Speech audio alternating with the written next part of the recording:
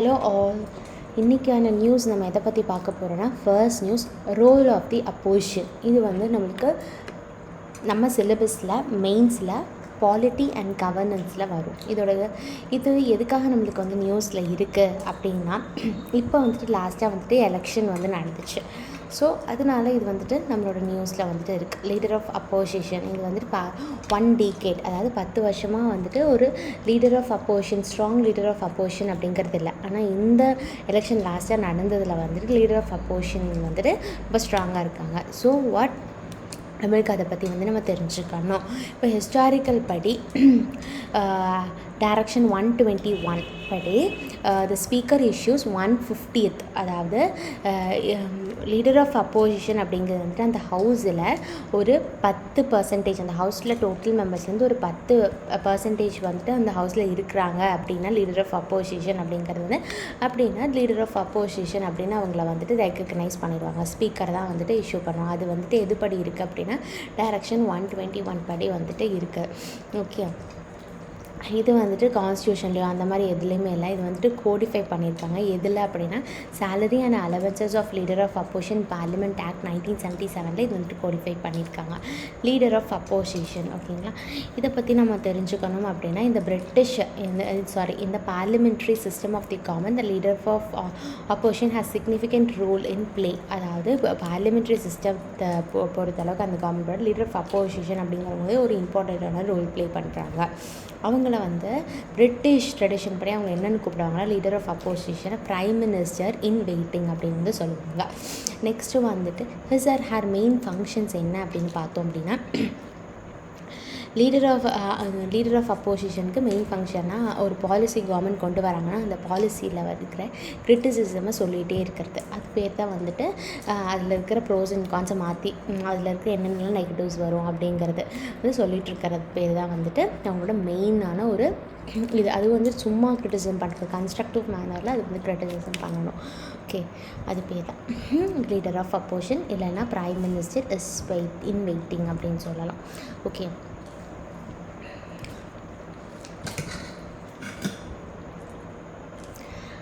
இப்போ நான் சொன்ன ஆக்ட், அதாவது salary and allowances of leaders of opposition in parliament act 1977 படி the leader of opposition means the member of Rajya Sabha or the Lok Sabha who is for the time being the leader in that house of the party in opposition to the government have the greatest enormous strength and recognized such as the chairman or the speaker அப்படின்னு சொல்கிறது.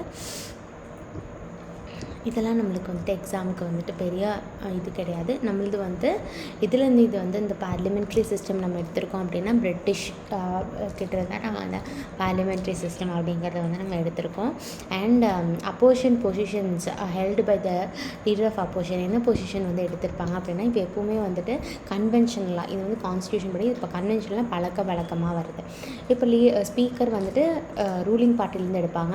Deputy speaker அப்படிங்கிறது வந்துட்டு opposition பார்ட்டிலேருந்து எடுப்பாங்க. அதுக்கப்புறம் வந்துட்டு public accounts committee அப்படிங்கிறது வந்து எப்போவுமே சேர் பண்ணுறது யாராக இருப்பாங்க அப்படின்னா அப்போசிஷன் பார்ட்டியாக தான் இருப்பாங்க. அண்ட் அடுத்த பார்லிமெண்ட்ரி கமிட்டிஸை வந்து ஹெட் பண்ணுறதும் வந்து அப்போசிஷன் பார்ட்டியாக தான் இருப்பாங்க. அண்ட் ஒரு சில செலெக்ஷன்ஸ் எல்லாம் வந்துட்டு ஒரு சில கான்ஸ்டியூஷனல் பாடிஸ் வந்து செலக்ட் பண்ணுறவாங்கல்ல, அது லைக் சிபிஐயோட மெம்பர்ஸ் செலக்ட் பண்ணுற அதில் எல்லாமே வந்துட்டு லீடர் ஆஃப் அப்போசிஷனும் ஒரு அந்த மெம்பர்ஸில் அந்த பார்ட்டியாக இருப்பாங்க. அந்த பேனலில் செலக்ட் பண்ணுறதுக்கு ஒரு குரூப் ஆஃப் பீப்புள் தான் வந்து இவங்கெல்லாம் சேர்மன், இவங்க தான் மெம்பர்ஸ் அப்படின்னு செலக்ட் பண்ணுவாங்க. அதுக்கு வந்து ஒரு மெம்பர் ஒரு 5-6 பேர் சேர்ந்தா இவ்வளோ சிபிஐயோட சேர்மன் இவங்க, இதோட மெம்பர்ஸ் இவங்கன்னு சொல்லுவாங்க. அதுக்கெல்லாம் வந்துட்டு லீடர் ஆஃப் அப்போசிஷனும் ஒரு அந்த செலக்ட் பேனலில் இருப்பாங்க.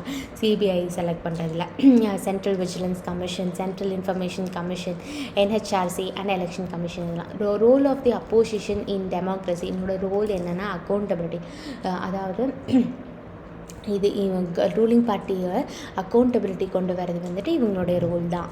நெக்ஸ்ட்டு வந்துட்டு வாட்ச் டாக், அவங்க என்னெல்லாம் பண்ணுறாங்க, பார்லிமெண்ட்ரி டிபேட்ஸ் வந்துட்டு எப்படி நடக்குது, அதில் என்னென்ன இதிலெல்லாம் ஷார்ட் கம்மிங்ஸ் எல்லாம் என்னென்ன மாதிரியெல்லாம் கொண்டு வரணும், அண்ட் பாலிசிஸில் கவர்மெண்ட்டோட ஆக்ஷன்ஸ் இது எல்லாமே நம்ம பார்க்கணும். இதில் வந்து நம்ம வந்துட்டு ரூலிங் பார்ட்டியோட டிரான்ஸ்பெரன்சி வந்துட்டு மெயின்டைன் பண்ணணும். இன்டெகிரிட்டி அண்ட் எஃபெக்டிவ்னஸ் வந்துட்டு கொண்டு வரது வந்துட்டு அப்போசிஷன் பார்ட்டியோடைய ஒரு ரோல்.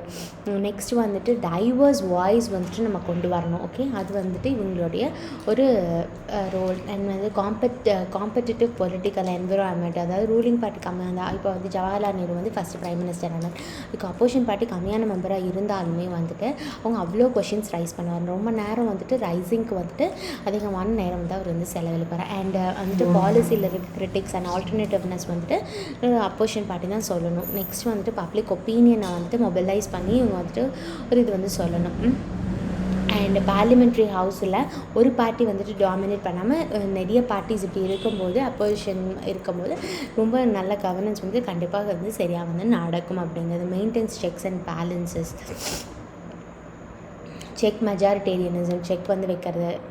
அண்ட் நம்ம வந்துட்டு ஒரு எம்பவர் பண்ணணும் அப்படின்னா என்ன பண்ணணும்னா, அப்போசிஷன் பார்ட்டி வந்து ஸ்பீக் பண்ணுறதுக்கு நம்ம வந்துட்டு டைம் வந்து மோர் டைம் வந்து கொடுக்கணும். And speaker should act as a neutral and follow the British tradition. நம்ம வந்து ஸ்பீக்கர் வந்து எப்பவுமே வந்து ரூலிங் பார்ட்டிலேருந்து வருவாங்க, அதனால் ஒரு தலைப்பட்சமாக நடந்துக்காமல் நியூட்ரல் ஃபேஸஸ்லாம் வந்துட்டு இருக்கணும். Provision to question each question, provision to answer each question raising by the opposition கேட்குற கேள்விக்கு எல்லா கேள்விகளுக்கும் பதில் சொல்கிறது வந்து ஒரு பழக்கமாக வந்து வச்சுக்கணும். Need to better articulate their opinion or ideas இந்த பார்லிமெண்ட்ரி கமிட்டிஸ். ஓகே, இதெல்லாம் தான் ஒரு வே ஃபார்வர்ட். நெக்ஸ்ட் ஆர்டிக்கிள் நம்ம பார்க்கலாம். Roof top solar power. இந்த மெயின்ஸில் எக்கனாமி டாப்பிக்கில் வந்துட்டு வரும். இதில் என்னென்னா, சோலார் பேனலுக்கு அவ்வளோ அதிகமான சப்சிடிஸ் வந்துட்டு கவர்மெண்ட் வந்து கொடுத்துருக்குறாங்க. பட் ஆனாலும் கூட அந்த இதே வந்துட்டு நம்ம அதிகமாக வந்து யூஸ் பண்ணிக்கிறது இல்லை. இது வந்துட்டு அதோட அட்வான்டேஜஸ் அப்படின்னு நம்ம பார்த்தோம் அப்படின்னா, energy accessibility as well as an inclusibility. Okay, next வந்துட்டு இது வந்து எமிஷன் வந்து கம்மியாக படும். அதேமாதிரி டிஸ்ட்ரிபியூஷன் வந்துட்டு ரொம்ப அதிகமாக லாஸ் ஆகாது.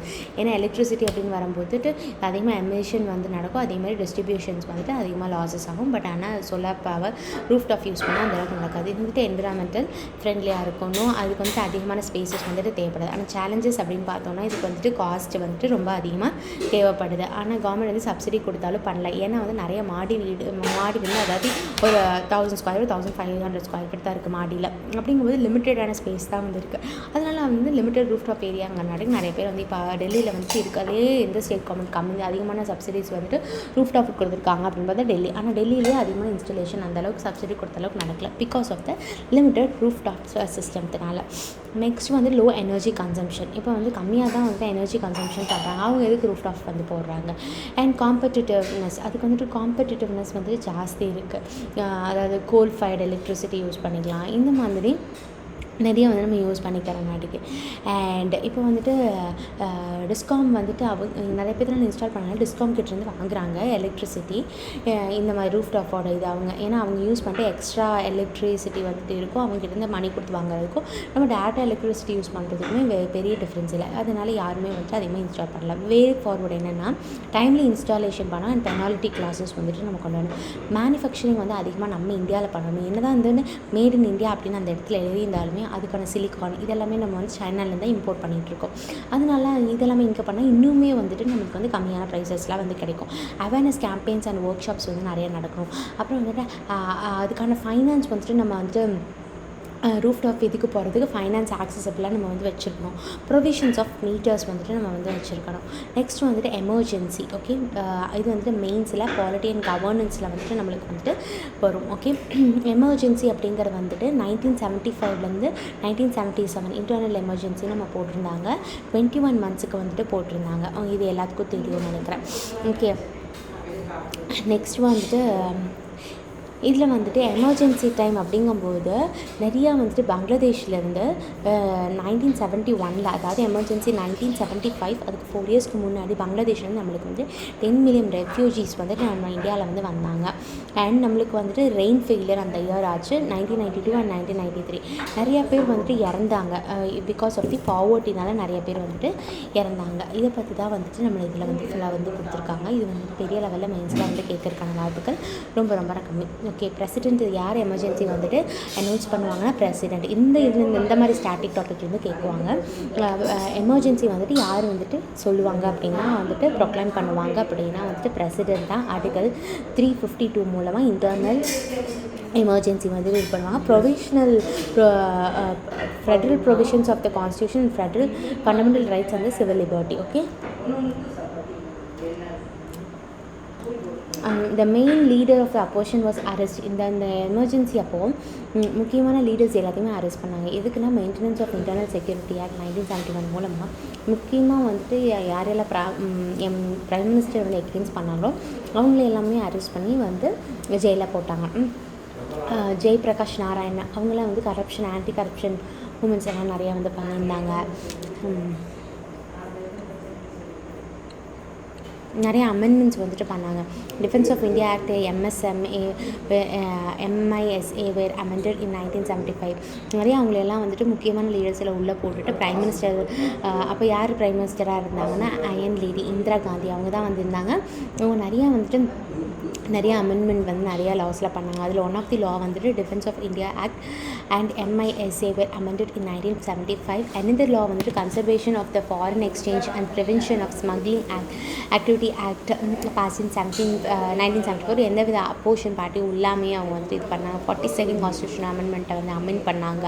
அண்ட் 75 அதாவது 20 பாயிண்ட் ப்ரோக்ராம் இந்திரா காந்தி வந்து அனௌன்ஸ் பண்ணாங்க. இதோட எய்ம் என்ன அப்படின்னா ரூரல் மாஸை வந்துட்டு சோஷியலாகவும் எக்கனாமிக்கலாகவும் அப்லிஃப்ட் பண்ணுறது தான் இதோடைய ஒரு எய்ம் அப்படிங்கிற மாதிரி சொல்லியிருந்தாங்க. அண்ட் பாண்டட் லேபர் சிஸ்டம் வந்துட்டு அபாலிஷ் பண்ணாங்க. எது மூலமாக அப்படின்னா bonded labour system act 1975. Okay, இதெல்லாமே வந்துட்டு not that much very important. Okay,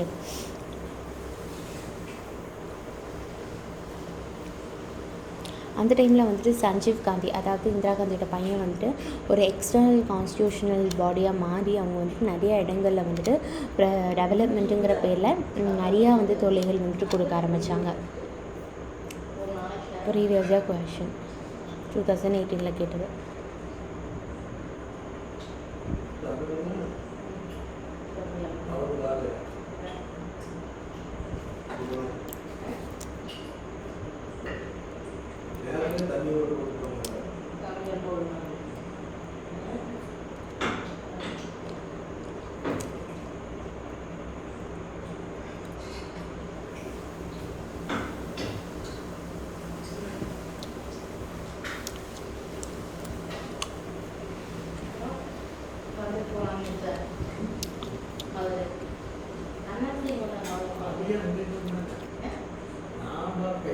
next வந்து லார்ஜஸ்ட் லியோபர்ட் சஃபாரி. இது வந்து ப்ரிலிம்ஸில் என்விரான்மெண்ட் டாப்பிக்கில் வந்து இருக்கும். லியோபர்ட் அப்படிங்கிறது வந்துட்டு ஒரு கேட் இதில் தான் இதானது. இது வந்துட்டு உள்ள வந்து லியோபர்ட் அப்படிங்கிறது வந்து ஸ்ட்ரைப்ஸ் எல்லாம் இருக்காது. அது வந்து புள்ளியாக டாட்டாக தான் இருக்கும். ஸ்பாட்டடாக வந்து தான் இருக்கும். இது வந்து அதிகமாக வந்து குறைஞ்சிட்டே வருது. பிகாஸ் ஆஃப் தி பவுச்சிங்னால வந்துட்டு இது வந்து குறைஞ்சிட்டே வருது. இந்த ஸ்பீஷீஸ் வந்துட்டு வல்னரபிள் வந்து IUCN ரெட் லிஸ்ட்டில் வந்துட்டு இருக்குது. அண்ட் அது வந்துட்டு இது வந்து அவுட் சைட் ப்ரொடெக்டட் ஏரியாவில் தான் வந்துட்டு இருக்குது. அண்ட் இது வந்துட்டு கொஞ்சம் பாப்புலேஷன் வந்து இன்க்ரீஸ் ஆகிருக்கு. கம்பேரிட்டிவ்லி 2018 இருந்ததுக்கு இப்போ வந்து இன்க்ரீஸ் ஆகிருக்கு. 1000 ஆனால் வந்து இன்க்ரீஸ் ஆகிருக்கு அப்படின்னு வந்து சொல்கிறாங்க. முக்கியமாக இது வந்துட்டு ஹையஸ்ட் நம்பர் ஆஃப் லியோபர்ட் எங்கே இருக்குன்னா மத்திய பிரதேசத்தில் இருக்குது. அடுத்தது வந்து மகாராஷ்டிரா அண்ட் கர்நாடகா, தென் இந்த தமிழ்நாடு அதில் தான் வந்துருக்கு. இதில் வந்துட்டு ஒரிசாவில் வந்து ஷார்ப் டிக்ளைன் வந்துட்டு ஆகிருக்குது 2018 22 வரைக்கும் கம்பேர் பண்ணல. இது வந்து இந்த லியோபர்ட் டென்சிட்டி போத் டைகர் ரிசர்வில் வந்து 2 டைகர் ரிசர்வில் இருக்குது. என்னென்னா சிம்ப்ளிபால் அண்ட் சட்கோஷியா டைகர் ரிசர்வில் வந்துட்டு இருக்குது. இது முக்கியமாக இருக்கிற இடங்கள் எங்கன்னா central India and eastern Ghats, western Ghats, Himalayas and north ஈஸ்ட்டில் பிரம்மபுத்திரா ஃப்ளட் பிளைன்ஸுக்கு கீழே வந்துட்டு இதோட ஆனுவலி இதெல்லாம் இருக்கும். இது எதனால் வந்து டிக்ளைன் ஆகிருக்குன்னா இதோட ஸ்கின் எல்லாம் குளோபல் மார்க்கெட்டில் அதிகமாக வந்து விளைவிக்கும் அப்படிங்கிறதுக்காக இது வந்து கொண்டு இதோட ஸ்கின்னை எடுத்து கலெக்ட் பண்ணி வந்துட்டு ஸ்கில் பண்ணுறாங்க. அண்ட் செகண்ட் ரீசன் என்ன, இதோட ஹேபிட்டட் வந்து லாஸ் ஆகுது. பிகாஸ் ஆஃப் நம்ம மைனிங் பண்ணுறோம், ஹியூமன் ஆக்டிவிட்டீஸ் மூலம், அப்புறம் ரோடு ஆக்சிடென்ட்ஸ் நிறையா நடந்ததுனால இது வந்துட்டு இதாகுது. அண்ட் இது வந்து முக்கியமாக எங்கே இருக்குது அப்படின்னு பார்த்தா வந்துட்டு பெங்களூரு, தட் இஸ் த கர்நாடகாவில் இருக்குது அப்படிங்கிறது பார்த்தோம். அண்ட் வந்து எவ்வளோ ஹெக்டர்ஸில் வந்துட்டு இருக்குதுன்னா 731.88 ஹெக்டர்ஸில் வந்து இருக்குது. ஜஃபாரி அப்படிங்கிறது வந்துட்டு அது வந்து எங்கே இருக்குதுன்னு சொல்லி ஒரு கைட்லைன்ஸ் வந்துட்டு இருக்குது. அது வந்து எப்படியெல்லாம் வந்து எவ்வளோ இடங்களில் இருக்க முடியும் அப்படிங்கிற மாதிரி எல்லாம் கேட்டிருக்காங்க. It's largest in the Karnataka. Okay, previous year 1 question.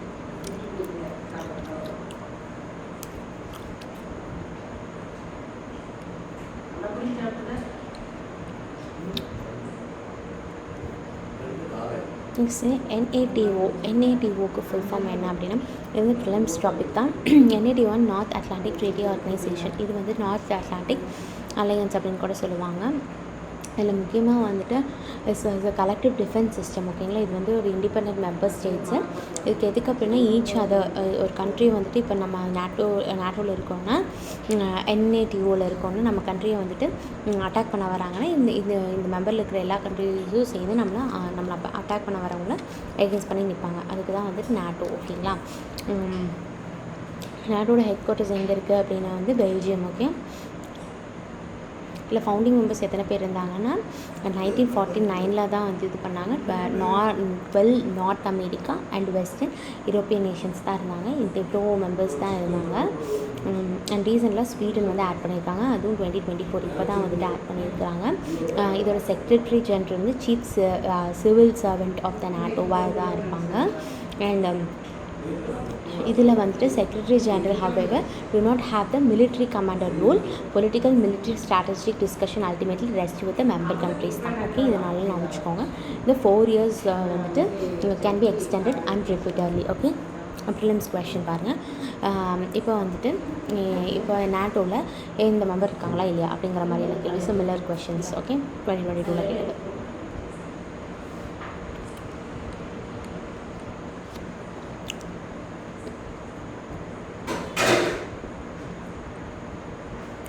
Next MSME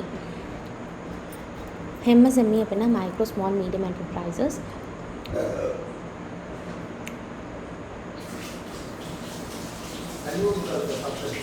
new definition பார்த்தலாம். இப்போ மைக்ரோ அப்படின்னா இவங்க வந்து 1 கோடி இன்வெஸ்ட் பண்ணாங்கன்னா அவங்க டர்ன்ஓவர் வந்து 5 கோடி வருது அப்படின்னா அவங்க வந்துட்டு மைக்ரோ லெவலில் இருக்காங்க. மேனுஃபேக்சரிங்கில் அவங்க வந்து மைக்ரோ லெவலில் இருக்காங்க. இப்போ வந்து ஸ்மால் அப்படின்னா இன்வெஸ்ட்மெண்ட் வந்து 10 கோடி பண்ணியிருக்கிறாங்க, டர்ன் ஓவர் வந்துட்டு 50 கோடி வருதுன்னா அவங்க வந்து ஸ்மால். மீடியம்னா 50 கோடி பண்ணி 250 கோடி வருதுன்னா அவங்க வந்து மீடியம். ஓகே, இதை வச்சு இதோட ஆன்சர் நீங்கள் வந்துட்டு சொல்லுங்கள். That's all for today. Thank you so much. இது உங்களுக்கு ஏதாவது டவுட் இருந்தால் கண்டிப்பாக கேளுங்க.